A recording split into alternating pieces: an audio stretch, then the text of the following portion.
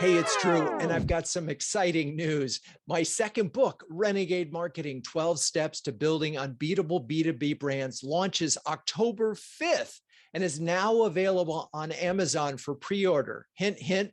And for super fans of this podcast, you'll be happy to know there's an audio version recorded by yours truly. I'm grateful for the many kind reviews. I'm hoping that you all will want to read it and write your own reviews, and that you'll visit renegademarketing.com for details, for special downloads, and all sorts of other goodies. Now let's get to the show. Hello, Renegade Thinkers. One challenge that comes up a lot in CMO huddles is what to do if you, the CMO, are surrounded by rocket scientists or brilliant engineers who are amazingly rational problem solvers, who, if they bother to think about marketing, let alone branding, dismiss these as trivialities. As the center of their own universe, they often subscribe to the, if you build it great enough, they will come theory of business development. And funny enough, this approach often works until suddenly it doesn't. And then the call goes out, help, we need a CMO. One marketer who found herself amongst a quorum of quantum physicists is Jen Houston, joining D-Wave Systems in 2018 as SVP of Marketing. Jen became CMO in 2021 and is here to share how she helped a heavily left brain leaning company come to understand the power of some right brain thinking. So hello, Jen. Hi, Drew. Thanks for having me. It's great to be here, and I loved your intro. Thank you. You know, when we prepped for this interview, I believe that the Washington State fires weren't too far from you. How's it going out there? Well, we had to actually evacuate. Oh my God. And go back to Seattle. So we were evacuated for about 2.5 weeks. But the good news is I am back in the beautiful town of Mazama. Wow, that must have been pretty scary. Well, it was. And I mean, it's this weird combination of amazingly fascinating, the science, the smoke, the fire, the beauty, and, you know, being scared out of your wits. So we did have to have a lot of those moments. Oh my gosh. Well, just in case there's any doubt about the impact of a fire in Washington and California, yesterday I was finishing up recording my new book with an audio engineer who was in Salt Lake City in Albuquerque, New Mexico. And his eyes were burning and he could barely breathe from the smoke from California. So it's crazy. It is really crazy how these things are. It is, and you know, you don't even think about it. You don't ever imagine that you're going to get ready to evacuate. We had, you know, our bags packed, et cetera, but you know, you still have to leave when the ranger comes. You leave. So. Well, it kind of puts marketing challenges in perspective. It does. But we're here to talk about marketing challenges. And I want to go back because I want to understand, how does an international relations major with a minor in Spanish from George Washington University end up working in Seattle for a bunch of genius engineers? Yeah, you know, it's a long and circuitous path. I actually tell people that all of those crazy different experiences I've had over my career could only have uniquely brought me together to find D-Wave and find these quantum engineers. I think, honestly, the one thing I took away from my international relations degree is you really have to learn how to speak to the audience. You have to know the different cultural and global differences, and you need to meet people where they are. That's transferable to the job I do today. All right, I'll buy it. Yeah, I mean, I'm a big fan of, look, I'm a history major and I find a way to make that relevant all the time. So it's all good. So let's set the stage, and you can go, what was the brand situation like? And we can start with when you were CMO, or if you want to go back to the earlier period, that's fine too. Yeah, so when I joined D-Wave 3 years ago, D-Wave was a company that had amazing, you can imagine, deep technology. We're building a quantum computer, and the company had been working on that for 20 years. For the last 10 years, very commercialized. But you can imagine that people can get super excited about early tech and get ahead of their skis. And years before, there had been a bunch of promises made and no delivery. So that's what I walked into. All right. So this Exactly. was a classic sort of vaporware scenario. And so as a result of having made this promise early on, say it can do amazing thing, it's going to be amazing, and not being able to deliver, how did you sort of recognize that, or see, give me a sense of the scale of the problem in terms of reputational damage? Sure. Well, let me start with the good news is I wouldn't have taken the job if they hadn't fixed the technology and gotten to the point where it is no longer vaporware. So, I walked into an organization that had an amazing set of technologies that, because of earlier mistakes, had just never been able to break through. And as good competitors do, the big guys who compete against D-Wave use that as an opportunity. So back to your question, I walked into an environment where our narrative was not our own. The headwinds, in fact, we did some measurement of sort of what the environment looked like. About 30% of all coverage and all conversation about D-Wave included negative sentiment. And there was an internal impact on that as well. These amazing scientists and technologists felt that as if it was a really massive hangover. Yeah. Okay. There's so many things I want to break down there that really are important. And first of all, I think there's a moment for the CMO listener. They're going, oh my God, my situation isn't that bad. We only have 5% negative comments. You start in a hole. So you just made a number of people feel really good. So good. I'm glad I could do that for you today. Yeah. Thank you. I'm sure they're all, while they're working out, they're working a little with a little more sense of relief now. Our reputation is only 5% bad. Okay, so let's talk a little bit about the internal. How did you sort of get to understand that employees and the engineers were feeling that negativity, and that was sort of impacting any number of things, whether it's retention or performance or just sort of coming to work? Yeah, I mean, it was like having a big weight on everyone's shoulders. First, I mean, I'm a people person. You can just see it in people's faces, right? You hear it in their voices. I had one of our senior scientists pull me aside, who had earlier sent a note saying he would never speak to another marketer again. And I got him in a room and I said, okay, how could I change your mind? And he said, there's no plan B for me. This is my whole life's work. You got to help us find that path forward. And so it was listening, it was sitting in conversation. But my favorite story, Drew, is I was invited to a Jen Meet the Scientist meeting. All these people sitting around and they all introduce themselves. And I'm thinking, oh my God, they're going to ask me to write an algorithm on the board and I'll be fired on day 3. And they all, after they introduced themselves, they leaned in and they said, we have one question for you. Okay, here it comes. What do you do when someone writes something bad about you in a blog? And they all leaned back. And I thought, oh, my job here, we're going to have a lot of fun. So I think you listen, but I also think it is the number one thing to think about when you're facing those kind of headwinds. Yeah, and it's that comment that one of them said, I had never planned to speak to another marketer again, doesn't say a lot necessarily about our profession, at least in the eyes of engineers. But the fact that they were so concerned about their reputation on a blog is so interesting. What was your quick response to that? Well, I said, do you have third parties who will say good things for you? And they all said, what are third parties? So we actually moved very quickly to how would we begin to map where influence was and where it traveled and how bad was the problem really.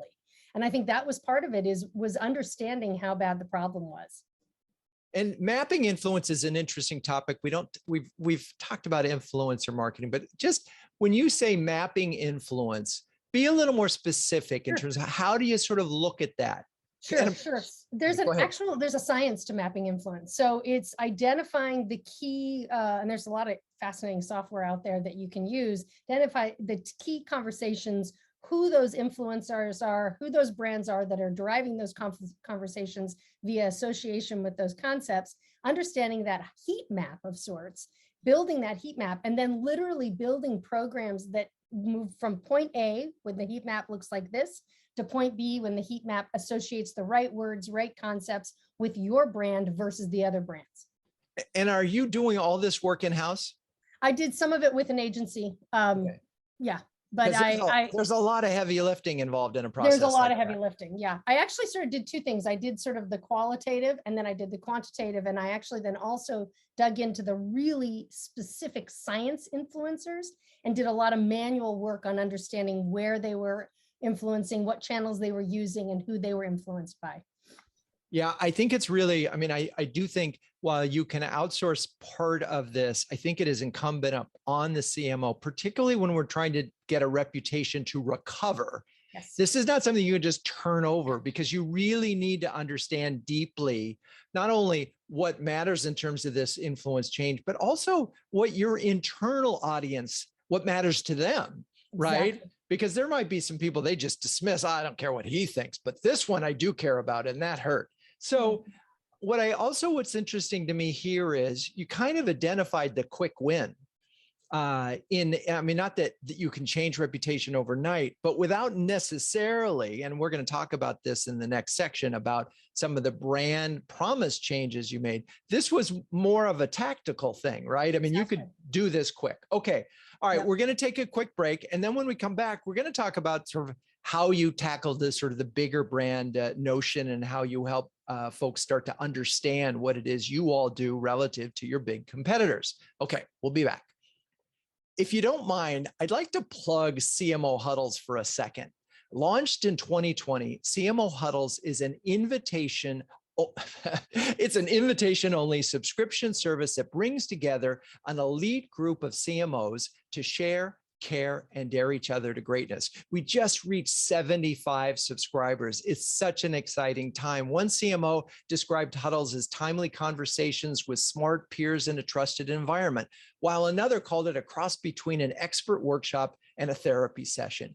If you're a B2B CMO that can share and care with the best of them, visit cmohuddles.com or send me an email to see if you qualify for a guest pass. Okay, we're back. And we just talked about that sort of quick challenge that you faced, which is not a quick challenge, but the reputational issue. Let's step back now and say there's a bigger story that you wanted to tell. And let's talk about the process that you went through to identify that story. Sure. Well, I always believe that, the boogeyman isn't as bad as you think it is, but you need to understand what it is. And so that analysis that we did on really understanding where influence lived, understanding who owned what and the market conversation, and understanding how we were perceived as D-Wave in the market was really the starting point. But then what do you do with it? So once we established a baseline and everyone sort of said, oh yeah, that is what we're facing. And some of it wasn't as bad as we had thought. Some of it was worse than we thought. We began to ask the question, okay, well, what is our unique value proposition in the market? And let's start there. Let's not start with how do we compete against the negativity. Let's start with what is our unique value proposition.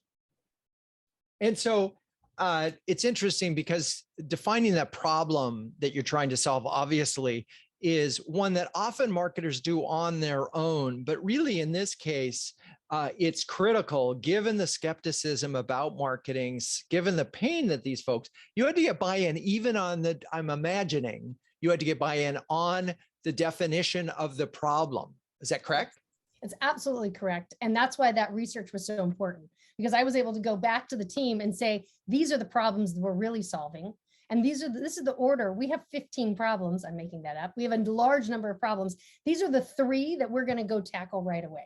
Number 1 is how do we establish our own brand and our own voice and our own positioning, because we're giving it up to the competition. Number 2 is how do we get credit for the innovation and the technology that we have built that is real. And number 3 is how do we continue to build our business as we are addressing points 1 and 2. And that was what we went and did. I kept it very focused. And yes, every year there's a whole new set of challenges. And we'll talk a little bit more about how we've continued to evolve the business. But I think focus and getting buy-in, and so people know what we're working on together, really was a key. And I love the simplicity. Of course, that's sort of chapter 1 of my new book, Clear Away the Clutter. We've got to get everybody focused on a very, very small set of goals that are actually achievable. So you had three: own your own brand, own your story that you wanted to tell, get credit for what you wanted to do, and then sort of build out. I mean, I sort of missed that lesson. Use the 1 and 2 to begin to establish a real business around quantum. I mean, I think that's the other thing that's, the other part of the story we haven't talked about is there are lots of different types of quantum computers out there, and some are 20 years away, and D-Waves is here now. And so there's a business to be built. And so if we had just wallowed with researchers for the next 20 years, that would have been a different set of problems. But we have an enterprise, we have a B2B opportunity here. And if you don't solve for 1 and 2, you won't get to 3, but you better have 3 on your list. Okay, so 1 was own the brand. What was the story? What did you decide end up with? So what I did is, in typical, obsessive CMO style, I started just reading everything, interviewing people, talking to customers, attending customer events, and just really started creating because listen, when you're in deep tech, I am not a quantum physicist. I will never understand how all these things work. But what I could do is I could take the data and the information that existed around the company, and I could assess that and turn it into a sort of a landscape. So after we did that, I had some extra help outside, but it was mainly me. Again, at this time, it was me and one other marketer building this model. And then I looked at what our unique value proposition was. No one had ever written things down. And we realized really quickly is that real people were building real applications on our quantum computer. And we were the only ones that you could do that with. So I was like, okay, well, people don't really like to talk about spending money on things that are 20 years away. They'd rather be able to see real, and what we found is that our customers were so excited to talk about it. So that quickly drove our customers' view of us, drove what that brand promise ended up eventually being. Interesting and so important, because obviously if you go out to market with a story that the customer doesn't embrace, there's a massive disconnect and you can't prove it. So you can try to lead the customer, but it's really hard. So if this is not only coming from customers, but also in service of them, which is an ideal scenario, because it sounds like you're about to make them the hero of the story. Yep, absolutely. And in fact, what we ended up coming up with was this wonderful oxymoron: practical quantum computing. Now, the two don't seem to have anything to do with each other. How can you be practical and be using quantum mechanical effects in computation? Turns out that what that means in our brand promises is that we are always going to be delivering things that are usable and for the person on the other side.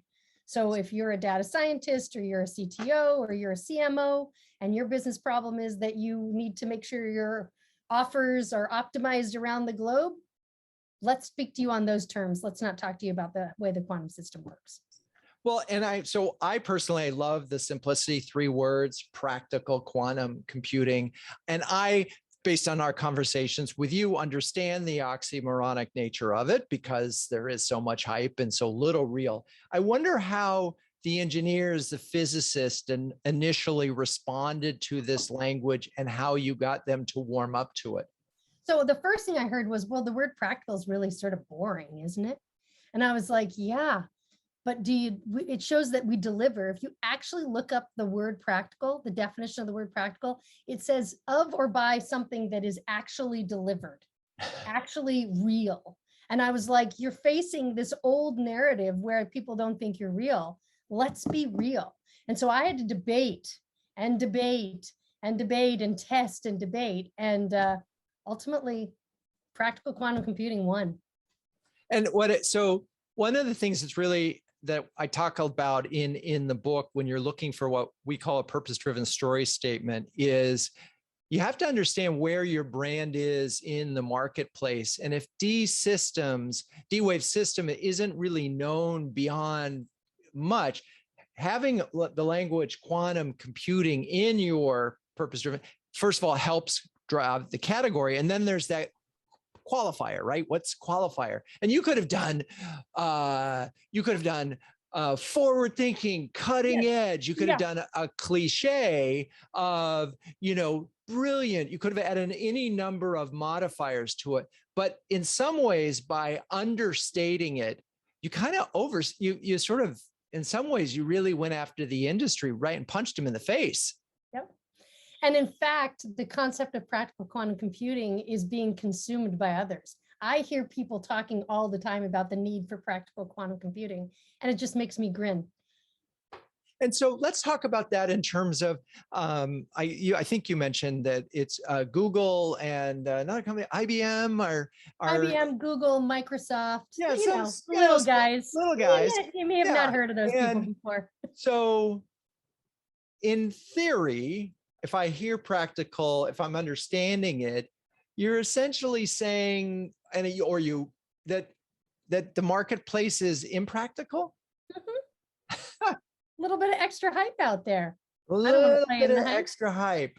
And so, what's actually really important is that when you live your brand, then everything you do has to avoid the hype. Every time we make a product announcement, the product is there and ready and live. Every time we talk about roadmaps, we have examples of things that they can start seeing why it's going to be real. Every time I have a spokesperson out there talking about the company, it is things that you can show via science or show via, other evidence points. We are hardcore about it.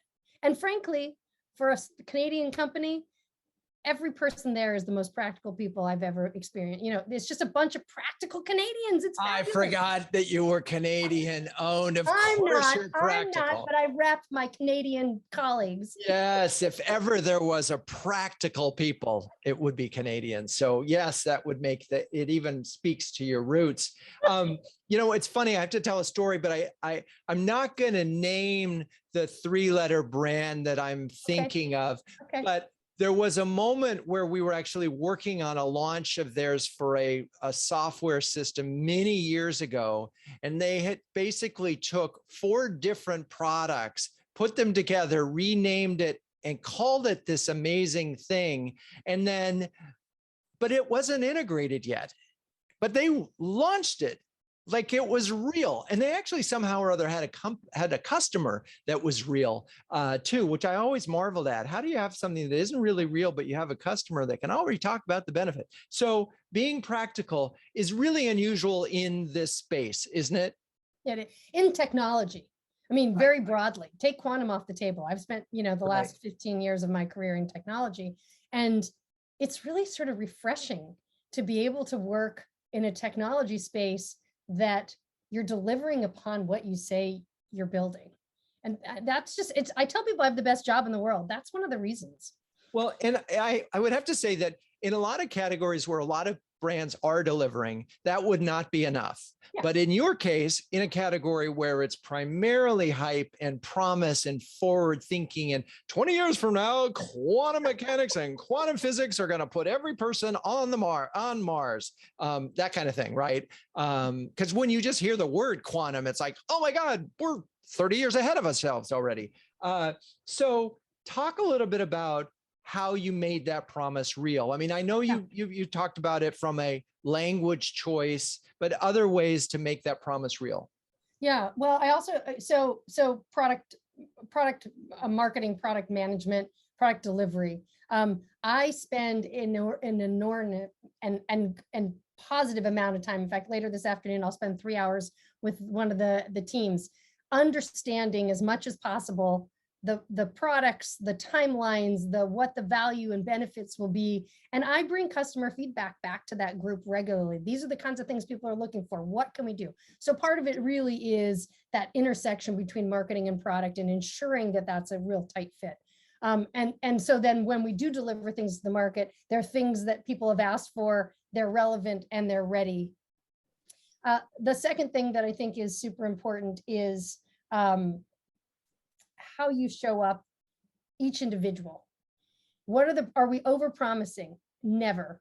We always are super careful about saying we can't do that. The big conversation around quantum is cybersecurity. Nobody can do quantum. We're not going to be breaking Shor's algorithm anytime soon, probably 20 years from now.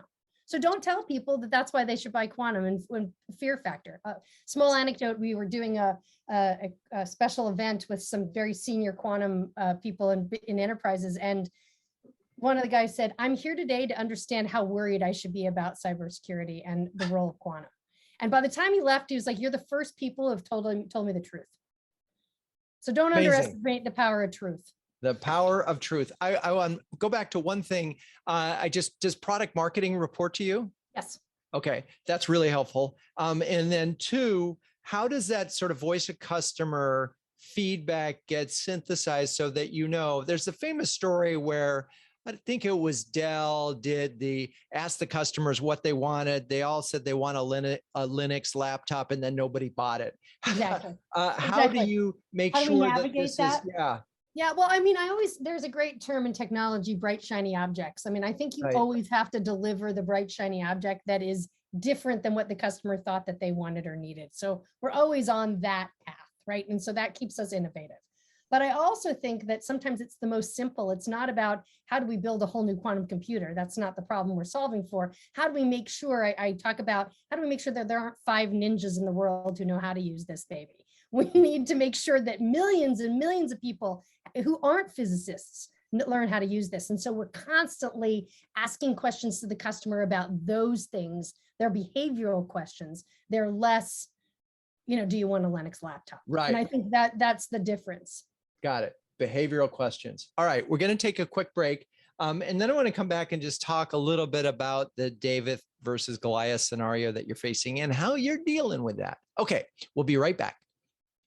Have you thought about doing some market research, but didn't have the manpower or expertise on your team to make sure your research was methodologically valid, insight-rich, and newsworthy? Research that can be a tentpole for an entire quarter's worth of marketing activities, research that your SDRs can use to help move a lead into a genuine opportunity. It's a lot to ask for market research, which is why more and more B2B marketers are coming to Renegade for help in this area. Renegade will help you craft the questionnaire, field the research, analyze the results, and even write up and design the report if your in-house team is too busy.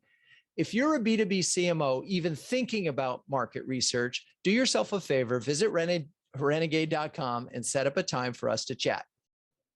Okay, we're back.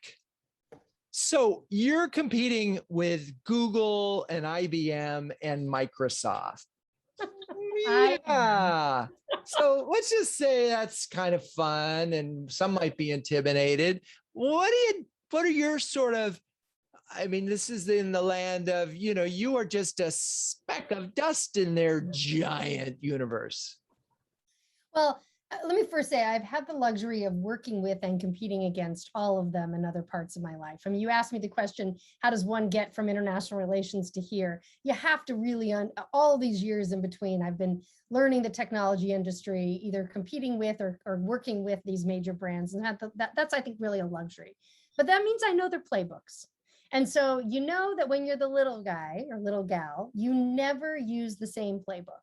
You have creativity, you have nimbleness, and the ability to make decisions that don't have to go through a hierarchy.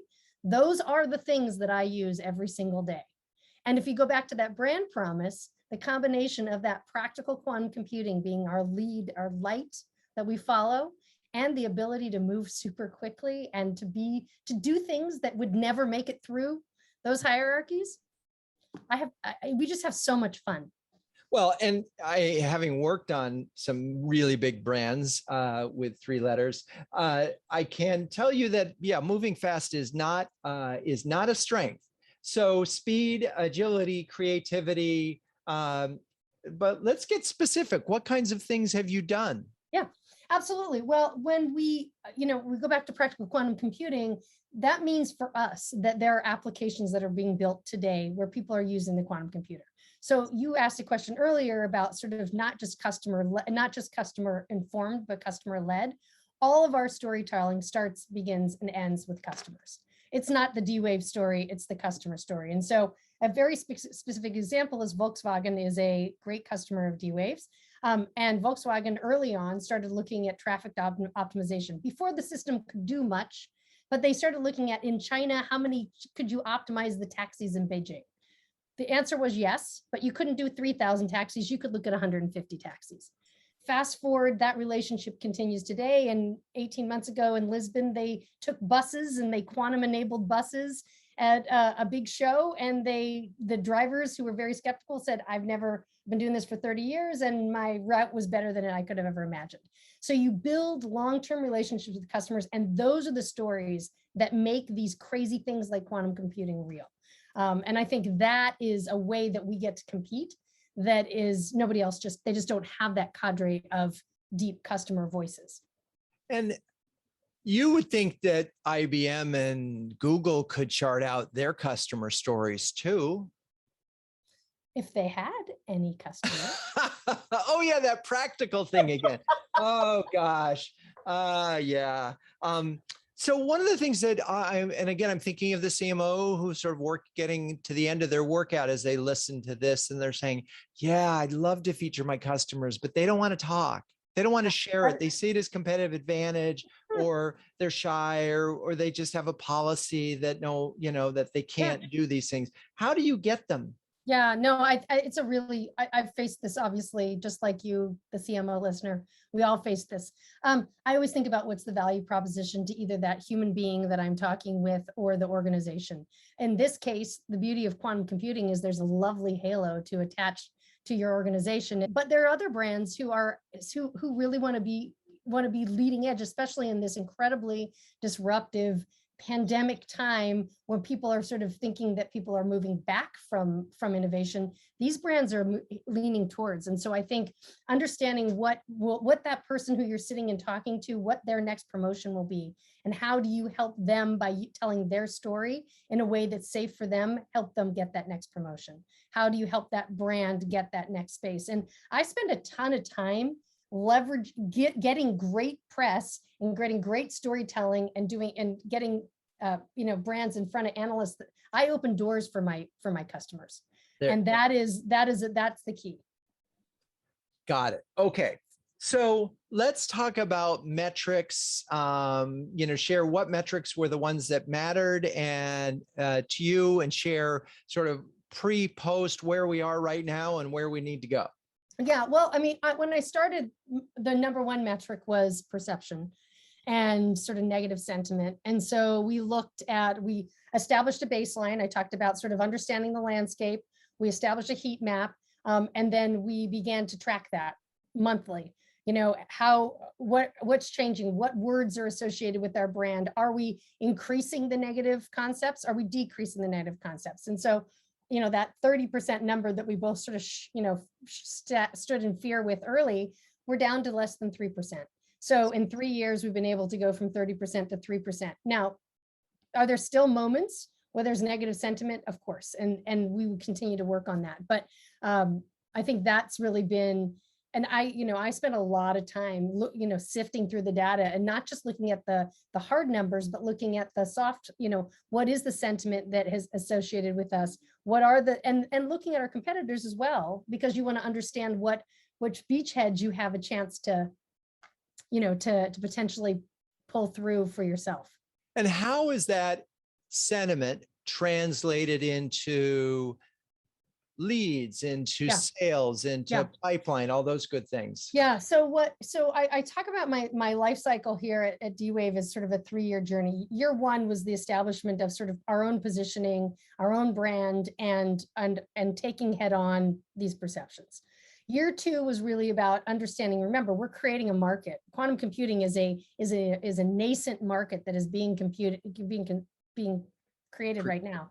I spent year two really thinking about who is the potential target, who's the potential buyer, and what's product market fit look like. And so we began to move from sentiment evaluation to message pickup, or ad metrics, and like channel metrics, like what content is resonating on which channels with which audiences. So that was really year two. It was a bunch of we were talking the other day in a huddle, a bunch of trial, and error, and doing small things so that you didn't fail miserably in large ways, right? And then year three, which is where we're in now, is really about pipeline. And so how do the the volume of people who are now willing to talk to D-Wave, to show up on, one of our special hand knit events and then turn into pipeline, right? So I consider this it's sort of this continuum of metrics, all of which sort of, if you manage a layer cake, all of which sort of run together to get to the place where we are now. Right. And so now you can finally say, hey, we got pipeline and marketing's contributing. Exactly. And acting quite well. Yay. Yay. Which is gotta be. And what's interesting here is a lot of CMOs don't get 3 years. I'm lucky. Yeah. I'm really lucky. But I think that is the advantage of taking a brand that's sort of in that negative space, is that there is oh my gosh, we've got some recovery to do before we've got to deal with this before we can start to think about that. And I think a lot of folks forget that, is that you can't just leapfrog from negative sentiment to positive sentiment to leads without building the foundation. Okay. So as we look back at this last 3 years, what would you say you got, an audience of CMOs, or sort of the biggest lessons that you learned as CMO? Care deeply about what those rational deep thinkers care about. So understand your internal audiences as much as you understand your customers. I think the biggest mistake a CMO makes is thinking that their only job is external. I think a key job is, and a key role, our jobs in making ourselves valuable within the halls of the companies we work for, is the understanding deeply about the motivations of the people who sit and do those jobs, way outside of our space. I am so bought into that, because if I hadn't been, I would have been gone, because this was a science organization who didn't believe in marketing. Right. So all the more important. And if you just were wondering, folks, in my book, step 7, engage employees first. So just wondering, just saying that that's out there. Okay. That was one. Is there another one that you want to share? Sure. I think the other one is, it's good to be the underdog. It's good to have negative things that you're dealing with, because it gives purpose to both why marketing exists, but also why the company together are going to solve problems. And so instead of looking at them as woe is me and wringing our hands, let's embrace the problems. Let's be loud from the mountaintops about the things we're solving for, and let's go do it together. And that together thing really puts all the right solutions. Like, we just recently redid our website, and I made sure that the entire company were bug testers before we went live. Love it. It's the way that we work. We're a science organization. So I'd say find the deep, dark things, don't hide them, surface them, and make it our problem to solve for. Make it our problem. I love it. Okay. Well, Jen, thank you so much for being on the show and sharing your journey. I'm excited for the next 3 years of where you take it from here. Thank you. So for all the listeners, if you enjoyed this, you got some good value out of it, do us a favor and visit your favorite podcast channel player and give us a 5-star review, or share it with a friend, because sharing is caring. Jen, thank you again. Renegade Thinkers Unite is written and directed by Drew Neiser. Hey, that's me. Audio production is by Sam Beck. Show notes are written by Melissa Caffrey. The music is by the amazing Burns Twins, and intro voiceover is Linda Cornelius. To find the transcripts of all episodes, suggest future guests, or learn more about the savviest B2B marketing boutique in New York City, visit renegade.com. I'm your host, Drew Neiser, and until next time, keep those renegade thinking caps on and strong.